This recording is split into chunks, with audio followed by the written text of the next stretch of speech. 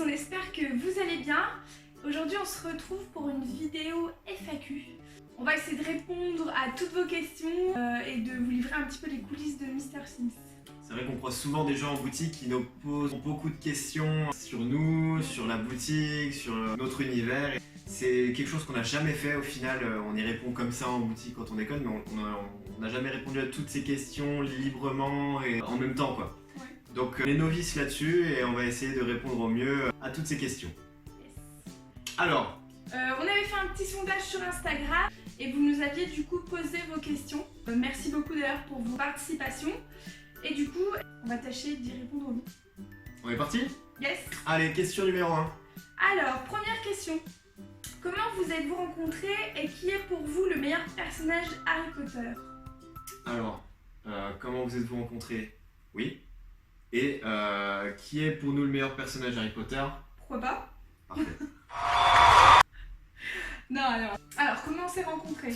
On faisait nos études ensemble en fait en Bourgogne et on s'est rencontrés là-bas. Faut savoir qu'au début on s'aimait pas du tout, on pouvait pas se blairer. Et c'est qu'à partir de la deuxième année d'études où je me suis dit allez, je vais faire un effort, je vais aller vers la petite parce que là, en troisième année on s'est mis ensemble. Ouais. On a mis un an. Comment vous est venue l'idée de monter cette boutique? Alors, il faut savoir que du coup, dans le cadre de nos études, on a fait un stage à l'étranger chacun. Donc Nico était à Berlin et moi j'étais donc à Manchester, en Angleterre. Je travaillais là-bas et j'avais découvert du coup le concept de boutique avec plein de bonbons du sol au plafond. Je me suis dit, wow, c'est génial. Et du coup, Nico est venu me rejoindre à Manchester. Et je lui ai dit, il faut absolument que je te montre une boutique qui est géniale là-bas. Donc on y est allé, on a acheté beaucoup. On a mangé beaucoup, on y est retourné, on a racheté, on a remangé. Et voilà, on a eu le déclic, on s'est dit, il n'y a pas ça en France, pourquoi il n'y a pas ça? Et du coup, voilà, on s'est lancé. Voilà. Vous faisiez quoi avant Mr Sims?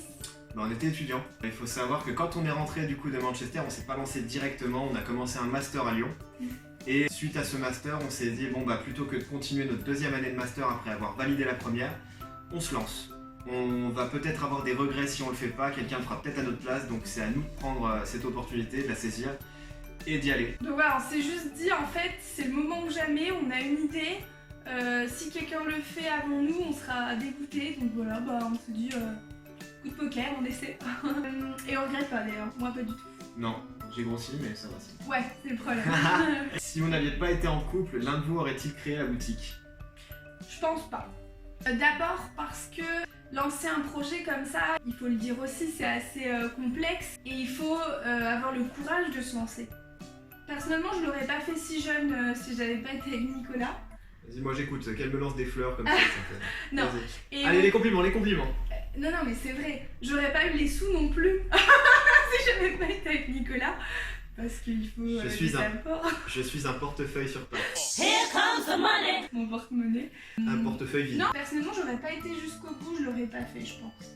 Il faut dire qu'on l'a fait avec des moyens d'étudiants, donc c'est très difficile à monter un projet comme ça d'un point de vue financier. Mais l'avantage qu'on a est deux, et je le dis pour toute personne qui souhaite monter un projet, quand il y en a un qui va un peu moins bien, il y a toujours l'autre pour lui dire écoute, on se motive, on lâche pas, on continue dans ce qu'on fait. Ça donne aussi un autre point de vue que le sien. C'est bien d'être dans son projet vraiment focalisé dedans, mais c'est très pertinent d'avoir un point de vue qui en sorte un peu avec des idées différentes, et donc c'est tout l'avantage d'être au moins deux. C'est ça. Puis on a rencontré pas mal de difficultés aussi à la création, d'où la pertinence chez nous d'être deux, parce que sinon on aurait abandonné. Et puis c'est dur les premiers mois. Les premières années sont très dures. Tout seul, j'y serais pas arrivé personnellement. Donc pour répondre à la question, ouais, moi non plus. Moi non plus, je l'aurais pas fait sans Florine. On continue. Pourquoi avoir lancé une chaîne YouTube? On s'est dit qu'on avait un univers vachement particulier et puis que ça se faisait beaucoup de montrer son métier en fait sur internet. Et on s'est dit, punaise, mais l'autre, on est des jeunes qui ont monté leur boutique à 21 ans, on a beaucoup de choses à montrer, puis on déguste pas mal de choses, n'empêche, à la boutique, hein, pour vous proposer les meilleurs produits, nous on les goûte en amont.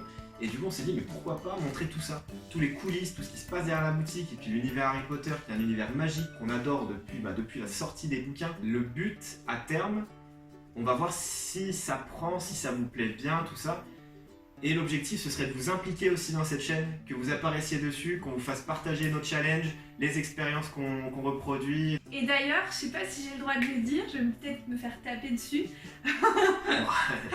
Me faire taper sur les doigts. Ouais, parce que... C'est ça l'expression. Ouais, c'est pas la même chose après. 911, SOS femmes battues. Voilà, on a pensé, je vais essayer de peser mes mots pour pas me faire taper dessus. Sur les doigts. On a pensé à une énorme surprise pour les fêtes de fin d'année, pour justement toutes les personnes qui nous suivent sur YouTube. J'ai le droit de le dire? Non. Je le dis pas, mais on vous le dévoilera prochainement. C'est un truc de fou, vraiment. Même nous, on n'y croyait pas. Pour les fans d'Harry Potter, C'est ça. restez connectés. Prochaine question. Est-ce que vous êtes déjà servi dans le magasin? Non, Jamais. jamais. Hey, Tubby! Want another Pop-Tart, Tubby? Combien de bonbons mangez-vous par jour? 0. Non mais la vérité.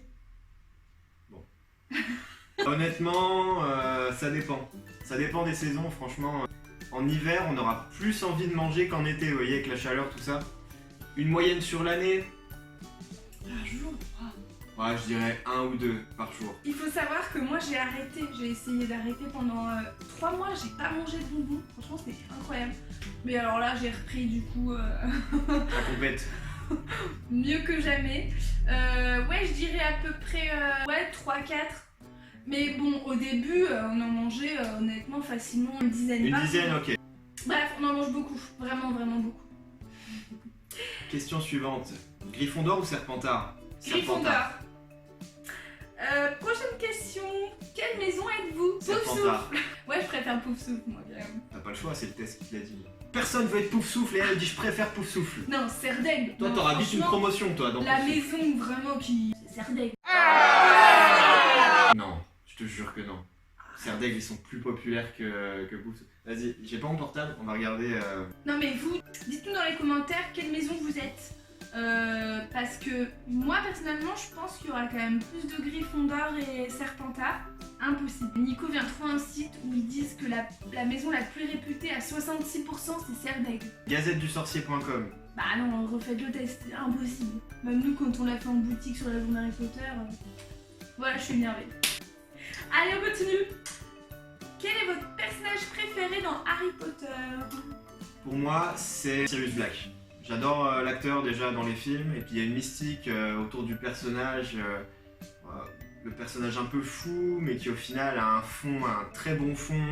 Prisonnier à juste titre ou pas. Enfin, il y a toute une mystique autour de ce personnage qui a une fin, voilà. Bon, qui a une fin. Mais avec un charisme dingue, donc j'adore vraiment Sirius Black. Moi, mon personnage préféré, je dirais que c'est quand même... Comment il s'appelle? Je sens. C'est Dumbledore. Pourquoi? Je trouve qu'il est très manipulateur déjà, incroyable. Mais il a un personnage qui est tellement bien construit, tout est bien ficelé et on se rend compte des choses au fur et à mesure, voire très tard dans la saga. Moi j'adore. Et j'étais très triste quand il est mort. J'espère que j'ai spoilé personne. Non. Il est bien Voilà. foutu le bonhomme, hein. Il est bien conservé le mec. Avez-vous déjà rencontré certains acteurs de la saga Harry Potter? Non. Jamais. Cela dit, on n'a pas encore eu l'occasion de faire beaucoup de choses en dehors de lire les bouquins et voir les films à je ne sais combien de répétitions. Mais on a un gros projet pour l'année prochaine. Ouais. On aurait pu aller à Londres déjà au studio, mais on s'est dit pourquoi faire les choses à moitié. Donc l'année prochaine, ce serait plutôt direction Orlando. D'ailleurs, quand on a monté la boutique, c'est vrai que c'était le but ultime, hein, c'était pouvoir un jour s'offrir un tel voyage. Donc là, on pense que ce sera l'an prochain, on va voir un peu sur nos finances. Mais on va essayer d'aller à Orlando, de faire les studios. D'ailleurs, je pense que du coup, on vous filmera tout ça, on est obligé. Si jamais vous y êtes déjà allé, dites-le nous en commentaire et ce que vous nous conseillez de faire, si ça vous a plu. En tout cas, nous on a entendu que des retours positifs, donc vous nous donnez vraiment l'eau à la bouche, on a trop envie d'y aller. Quel est votre meilleur bonbon? Sans mensonge. Sans mensonge, oui, à préciser sans mensonge, ça c'est drôle. Moi, c'est la pâte de fruits. J'aime pas les pâtes de fruits sous papillote qu'on trouve à Noël, tout ça, mais celles de notre artisan, elles sont incroyables. Vraiment, si vous les avez jamais goûtées, passez en boutique et essayez. On a 16 parfums différents, tous plus incroyables les uns que les autres. J'adore ça. Moi, c'est pas vraiment un bonbon que je vais vous dire. Je crois que mon produit préféré dans la boutique, ce sera les M&M's au beurre de cacahuète. Petite anecdote, je suis allergique au beurre de cacahuète. Ma mère m'a tellement un peu refusé ça toute ma vie et elle me disait voilà le beurre de cacahuète, oh là là, il faut surtout pas que t'en manges, tu vas mourir. Bon. Et le jour où j'ai goûté ça, franchement j'ai eu une révélation, vraiment un éclair. Je me suis dit mais oh c'est trop bon, mais pourquoi on m'a privé de ça? Tu m'as donné la foi. Et d'ailleurs le jour où j'ai goûté en boutique ça s'est un peu mal terminé. Mais ceci dit, maintenant j'arrive à doser le nombre de M&M's que je peux manger par jour et ça va bien mieux et ça vaut vraiment le coup. Alors, ah oui, suite au cambriolage, avez-vous tout réparé? Donc, comme certains d'entre vous le savent, début août, la boutique a été cambriolée. Comment dire? Le premier truc qu'on tenait vraiment à dire c'est merci. C'est un événement qui est pas évident, mais on a eu tellement de soutien, mais vraiment on était choqués en fait. Sur Facebook, sur Instagram, les clients qui venaient nous voir, incroyable. Franchement merci beaucoup parce que vraiment ça nous a vraiment aidé à nous relever rapidement. C'est simple, on est arrivé à la boutique aux alentours de 6h30 du matin pour constater tout ce qui s'était passé. À 7h30, on devait attendre les passages des experts pour relever les empreintes, tout ça, et on s'est assis devant la boutique par terre. Parce qu'on... On devait être pitoyable. J'ai pris mon téléphone, j'ai regardé le nombre de réactions, j'ai dit à Florine, il y a plus de 300 personnes à 7h30 du matin qui ont réagi à ce qui nous arrivait, qui nous souhaitent du courage, tout ça. Et c'est le premier sourire qu'on a pu sortir de toute la journée. Et un grand merci. Du coup, on n'a pas répondu à la question. Avez-vous tout réparé? Presque. L'assurance a très bien fait son boulot. Merci beaucoup d'ailleurs. Il nous manque juste une porte. On a une porte provisoire, on attend des nouvelles et 2-3 bricoles, mais non, tout est réparé sinon. C'est un événement qui est derrière nous maintenant, on est passé à autre chose. Et puis on remercie toutes les personnes qui sont passées en boutique aussi pour nous soutenir et nous souhaiter du courage parce que franchement on a vu des réactions qui font chaud au cœur. Voilà, pour conclure, merci. Dernière question et pas des moindres, je sais pas pourquoi vous nous avez posé cette question. Qui est arrivé en premier? La poule en chocolat ou l'œuf en chocolat? Gérard Depardieu. Bah je te laisserai bon hein. À ton Moi, avis. je dirais... Moi, la poule. Ah ouais? Ouais. Moi j'aurais dit l'œuf en chocolat. Ouais, t'as raison. Oh, c'est la combat.